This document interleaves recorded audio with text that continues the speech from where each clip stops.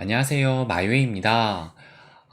보시는 것처럼 암호화폐 시장이 또 어제 대비해서도 뭐 큰 폭은 아니지만 소폭 이렇게 하락을 하면서 뭐 여전히 이 약세의 흐름을 또 보이고 있습니다. 그래서 이 비트코인 같은 경우가 보시는 것처럼 어제도 한 1% 미만의 하락을 좀 보이면서 한때는 25.6K까지도 하락을 했었는데 뭐 지금도 여전히 25.7K 선을 보이고 있으니까 뭐 고만고만한 수준을 지금 또 보이고 있는 겁니다.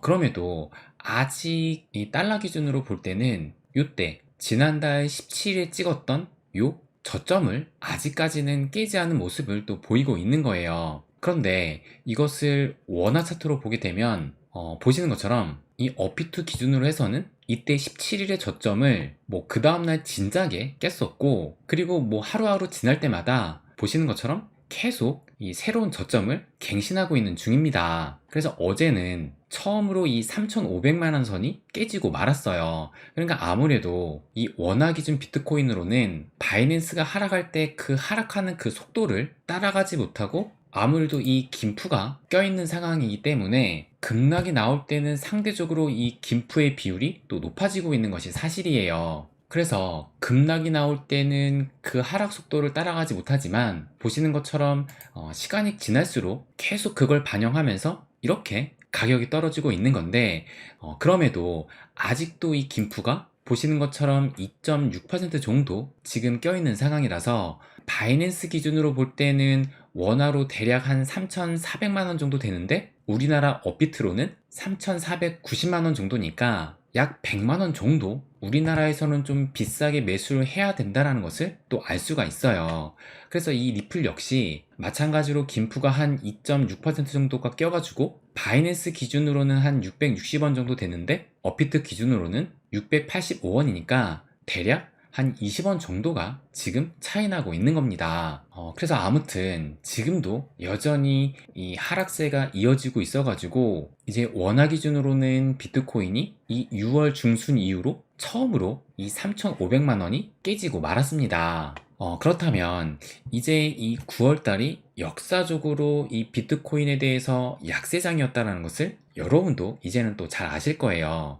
그렇다면 과연 이 9월에 이 비트코인이 어디까지 떨어질까? 혹시 새로운 바닥을 찍는 것은 아닐까? 그런 점이 또 궁금하실 거라 생각이 듭니다. 그래서 그곳에 관련된 요 트윗을 한번 좀 보여드릴게요. 이 크립토 컨트에서 9월 4일이니까 어젯밤 한 10시쯤에 요 트윗을 하나 올렸는데, 뭐라고 하냐면 SOPR 지표로 봤을 때 이미 15K에서 바닥이 나왔을 가능성이 있다라고 트윗을 올렸습니다. 그래서 이 SOPR 지표를 제가 뭐 종종 말씀드린 지표이기도 한데, 그래서 이 SOPR 지표가 뭐냐면 이 SOPR은 투자자들이 비트코인을 수익으로 매도하고 있는지 아니면 손실로 매도하고 있는지를 알려주는 지표다라고 얘기를 하고 있어요. 그래서 제가 전에도 한번 말씀드렸을 때 이 SOPR 지표는 1을 기준으로 해가지고 1 이상이면 투자자들이 수익을 본 비율이 높다고 해석을 할 수가 있는 것이고, 1 이하면 투자자들이 손실을 본 비율이 높다는 의미로 해석을 또 할 수가 있는 겁니다. 그래서 여기를 보시면 SOPR 값이 0.97 미만으로 하락을 했을 때는 바닥을 형성했던 적이 많다라고 얘기를 하고 있어요. 그러면 요 첨부한 요 차트를 한번 보여드리면 여기 지금 흐려서 잘 안 보이실 것 같은데, 여기가 숫자 1이 써 있고, 그래서 요 선이 이 기준값 1을 의미하고 있는 거예요. 그리고 여기가 0.97 해가지고 조금 전에 말한 요 0.97 미만으로는 바닥을 형성했던 적이 많다라는 요 부분을 이렇게 요 빨간색으로 표시를 해둔 겁니다.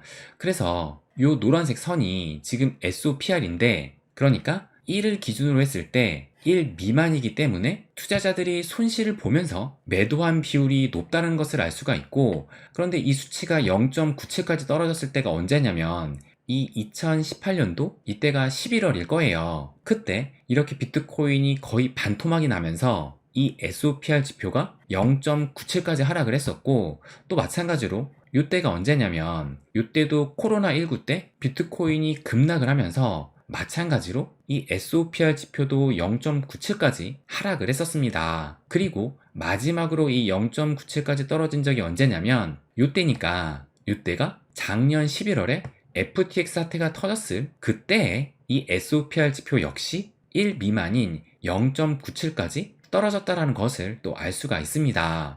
그래서 여기서 뭐라고 얘기를 하냐면 실질적으로 루나보다 FTX 사태 때 훨씬 충격적인 일이긴 했으나 가격 하락은 루나 사태 때가 더 가파르고 길게 하락을 했었다라고 얘기를 하면서, 그래서 이것을 보면 어쩌면 FTX 사태 때 팔 사람은 다 팔았다 라고 보는 것이 맞을지도 모르겠다 라고 얘기를 합니다. 그러면서 11월 FTX 거래소가 파산되었을 때 SOPR 지표를 보면 큰 하락을 했었는데, 이는 고래들도 손실 중임에도 불구하고 매도했다라는 것으로 볼 수가 있고, 이것은 아이러니하게도 15K에서는 더 이상 팔 사람이 없었다는 것으로 해석해 볼 수도 있다라고 얘기를 하고 있어요. 그래서 이 SOPR 지표로 봤을 때 이미 작년 11월에 바닥은 나왔다라고 얘기를 하고 있는 겁니다. 그렇다면 또 요 트윗도 한번 보여드릴게요. 요 크립토콘도 보시는 것처럼 9월 4일, 그러니까 어제 새벽에 또 이런 트윗을 올렸었는데,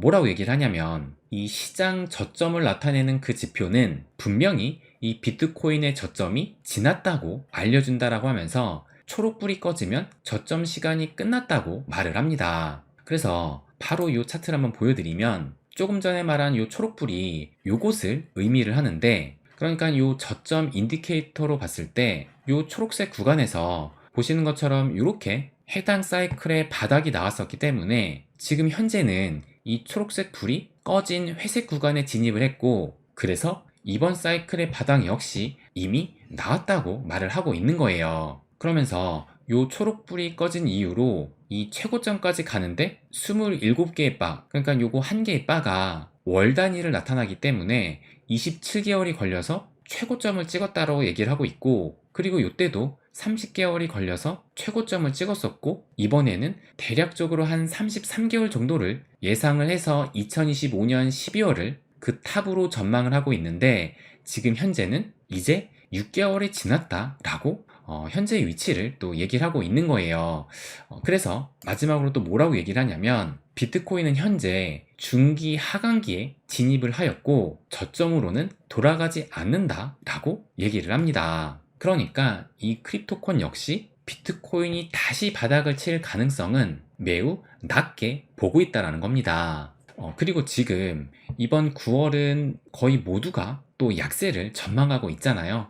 그렇다면 이 기사를 또 한번 보여드릴게요. 이것도 9월 5일 오늘 아침에 나온 기사인데, 조 베넛이라는 한 애널리스트가 글래스노드 데이터를 인용을 해서 비트코인의 전체 공급량의 94.6%가 최근 30일간 움직이지 않고 있다 라고 하면서, 이는 지난 8월 말 기준 사상 최대 규모다 라고 언급을 했다라고 합니다. 그래서 이 기사의 출처가 이 트윗을 따서 기사를 만든 건데, 그래서 이 조 베넛이 비트코인의 94.6%가 지난 30일 동안 움직이지 않았다라고 하면서, 중요한 건 뭐냐면 하락장은 공급이 극도로 부족할 때 종료가 됩니다 라고 얘기를 하면서, 어떤 수요의 스파크로 인해서 다음 포물성 강세장에 촉매제 역할이 될 수 있다 라고 얘기를 하고 있어요. 그러니까 지금 비트코인의 94%, 그러니까 거의 대부분이 지금 움직이지 않고 있는 상황에서 어떤 트리거로 인해서 그 수요가 갑자기 확 커지게 된다라면 갑자기 이 베어마켓에서 이 강세장으로 전환될 수 있다라고 얘기를 하고 있는 겁니다.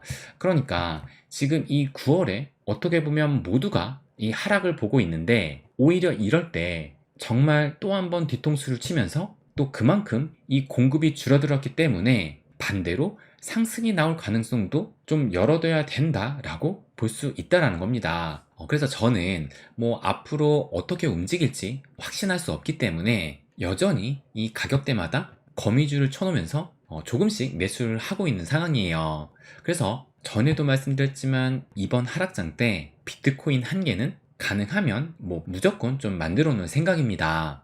그러면 이 XRP도 좀 의미 있는 데이터가 어제 좀 나와가지고 제가 그것을 이렇게 공유하기도 했는데, 그럼 요것을 하나씩 좀 보여드릴게요.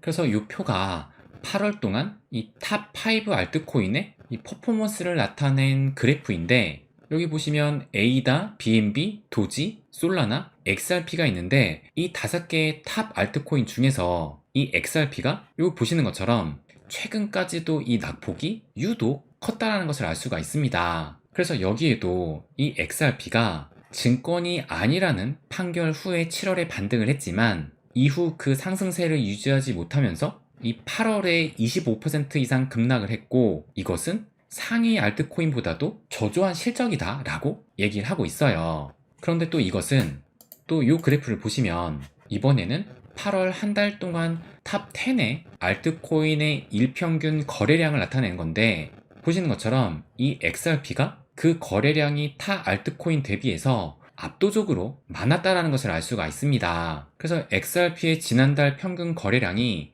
4억 6,200만 달러 정도 되는데, 그 다음 순으로 거래량이 높은 이 솔라나나 BNB에 비해서도 뭐 거의 4배 정도 더 높았다라고 얘기를 하고 있습니다. 그렇다면 이렇게 많은 거래량이 과연 어떻게 이루어졌느냐? 그러면 또 다음 이미지를 보시면, 이것을 보시면 이것은 8월 한 달 동안 이 XRP의 매도 볼륨을 이 거래소들마다 나타내는 그래프인데, 그런데 이 빨간 선 기준으로 해가지고 여기는 뭐 셀링해서 이 매도세가 높았다는 것을 의미를 하고, 여기는 뭐 바잉 해가지고 매수세가 더 높은 것을 또 의미를 합니다. 그러면 이 빨간색 아래에 이 매수세가 높았던 거래소는 보시면 바이낸스와 코인베이스가 유일한데, 그런데 이 바이낸스의 위치보다 이 코인베이스가 좀 더 아래에 있기 때문에 그 매수세가 더 높았다는 것을 알 수가 있고, 반대로 이 매도세가 강했던 거래소는 크라켄이 요 정도고, OKX가 요 정도고, 그리고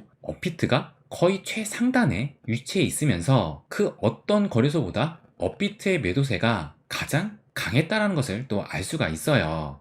그러니까 코인베이스에서는 XRP를 열심히 사고, 반대로 업비트에서는 열심히 팔았다라고 볼 수가 있다는 겁니다. 그러니까 지난 8월 한 달 동안 국내 리플 홀더들은 최근 약세장에 패닉셀을 하고 있다는 것이고, 이것을 미국 홀더들이 열심히 줍고 있다는 거예요. 그래서 미국의 대규모 거래자들이 구매 수요를 주도했다는 것을 암시한다라고 얘기를 하면서, 그럼에도 미국 시장에서 거래되는 XRP의 점유율은 해외 거래소보다는 여전히 또 낮다라고 얘기를 합니다. 그런데 그 큰 미국 시장에서 XRP의 누적 거래량은 6번째로 많이 거래되는 알트코인이라고도 해요. 그래서 이 마지막 이미지를 보시면 코인베이스 내에서 알트코인 평균 거래 사이즈가 어떤 것이 가장 높은지 또 체크를 했는데, 이 검은색의 XRP가 이때 이제 약식 판결이 나오면서 재상장을 했기 때문에 이 시점부터 거래가 시작이 됐는데,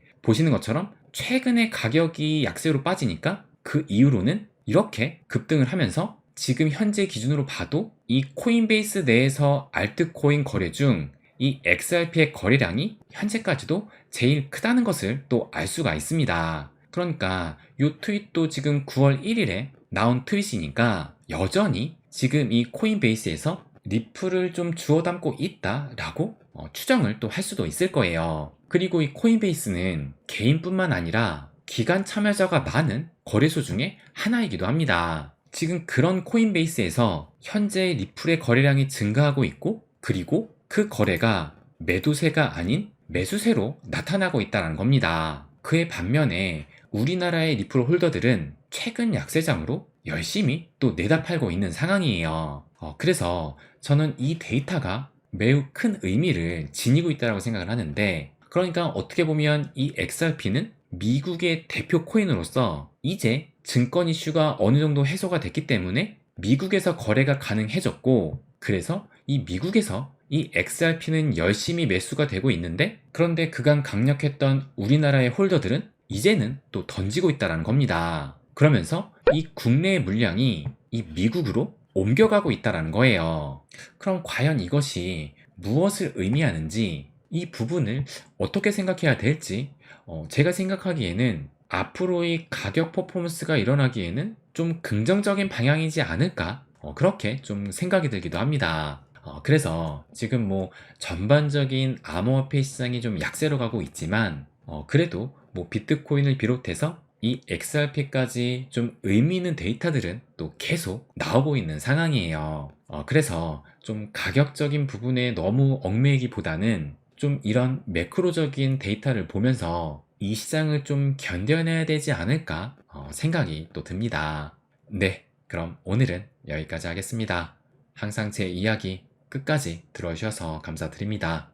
부자가 되는 길, 마이 웨이.